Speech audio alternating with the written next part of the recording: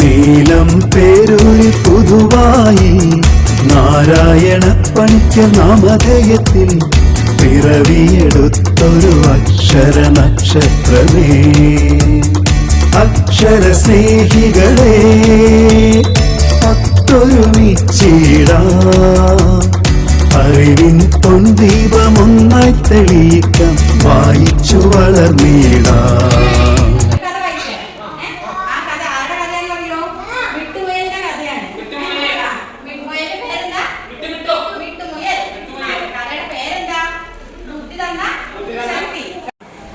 മാളത്തിലേക്ക് പോകുന്ന വഴി വിട്ടുമുയലിനെ സൂത്രക്കാരൻ കുറുക്കൻ പിടിച്ചു. വിട്ടുമുയൽ ആദ്യം ഒന്ന് പേടിച്ചെങ്കിലും പെട്ടെന്നൊരു ഉപായം തോന്നി. വിട്ടു പറഞ്ഞു, ആ നദിയിൽ മറ്റൊരു കുറുക്കനുണ്ട്, അവൻ എന്നെ കളിയാക്കുന്നുണ്ട്, നീ അവനെ തോൽപ്പിച്ചാൽ എന്നെ തിന്നുകൊള്ളു. ദേഷ്യം വന്ന കുറുക്കൻ നദിയിലേക്ക് നോക്കി. തന്റെ പ്രതിബിംബം കണ്ട് മറ്റൊരു കുറുക്കനാണെന്ന് കരുതി നദിയിലേക്ക് ചാടി. വിട്ടുമുയൽ ഈ സമയം ജീവനും കൊണ്ടോടി രക്ഷപ്പെട്ടു. കഥ ഇഷ്ടമായ എല്ലാവർക്കും?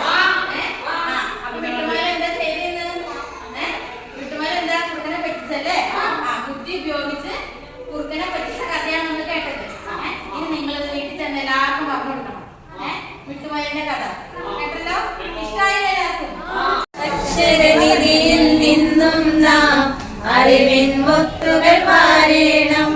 പുസ്തകമെന്നൊരു ചങ്ങാതി, ഉത്തമനായൊരു വഴികാട്ടി. അറിയുക നമ്മൾ ലോകത്തെ വായന എന്നൊരു കർമ്മത്താൽ. വായിച്ചങ്ങനെ വളരേണം, നേടണമെന്നും വിജ്ഞാനം.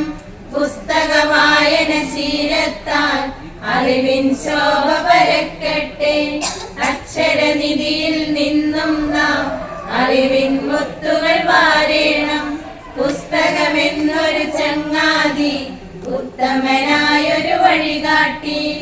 ജൂൺ 19 വായന ദിനം. വായനാ ദിനത്തിൽ പുസ്തകങ്ങളെ കുറിച്ച് പ്രമുഖ പറയുന്നത് കുഞ്ഞുണ്ണി മാഷ്. വായിച്ചാലും വളരും, വായിച്ചില്ലെങ്കിലും വളരും. വായിച്ചു വളർത്താൽ വിളയും, വായിക്കാതെ വളർന്നാൽ വളയും. അലസമായി വായിക്കുന്നത് വെറുമൊരു ഉല്ലാസമാണ്, അത് കൊണ്ട് വ്യായാമം ലഭിക്കുന്നില്ല. മോശമാണ് വാക്കുകൾക്ക്. അതുകൊണ്ട് തന്നെ വാക്കുകൾ വ്യത്യസ്ത പുസ്തകങ്ങളുടെ വാങ്ങിയാണ്. എൻ്റെ കരയിൽ ഒരു മാവ് പടർന്ന് പന്തലിച്ച് നിൽക്കുന്നു. അറിവുകൾ നേടാൻ വായിച്ചു വളരാൻ സനാതന ധർമ്മം വായനശാല പടുത്തുയർത്തിയിലേ, ജന്മനാട്ടിൽ പടുത്തുയർത്തിയിലേ.